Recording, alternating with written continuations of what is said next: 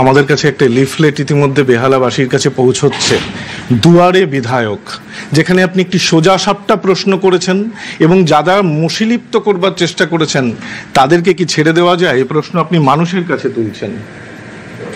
আমি এখনো লিফলেটটা সম্পূর্ণ করিনি, যখন সম্পূর্ণ হবে, যখন বিলি হবে, তারপরে আমি এই প্রশ্নের উত্তর দেবো। একটু তবু মানুষের কাছে বিচারের কথা।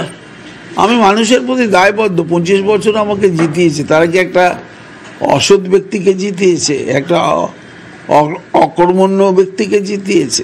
তাদের প্রতি আমার কোনো কর্তব্য নেই।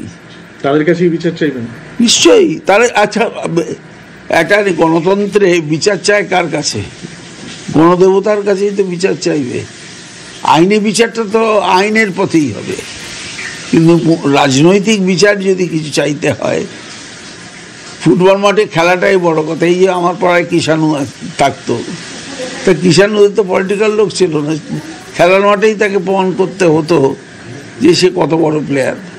তেমনি আমাদেরও যারা রাজনীতির সঙ্গে যুক্ত আছি, যারা বিধায়ক হয়েছি, এবং এটা ভুলে গেলে চলবে না, ওখানে আমি পরপর 5 বার, অর্থাৎ 25 বছর বিধায়ক, তার প্রতি আমার দায়বদ্ধতা থাকবে না? তাদের মনে যখন প্রশ্ন তারা তুলছে আমার অবর্তমানে, সেই প্রশ্নের উত্তর দেওয়ার কর্তব্য কি আমার নয়? আমাকে দিতেই হবে। আপনি যাবেন তো? নিশ্চয়ই, নিশ্চয়ই যাব। বেহালার মানুষের ঘরে ঘরে প্রয়োজন হলে অটো নিয়ে ঘুরবো, কিন্তু বলবো আমি অসত্য নই, আমি নির্দোষ। একটা শেষ প্রশ্ন।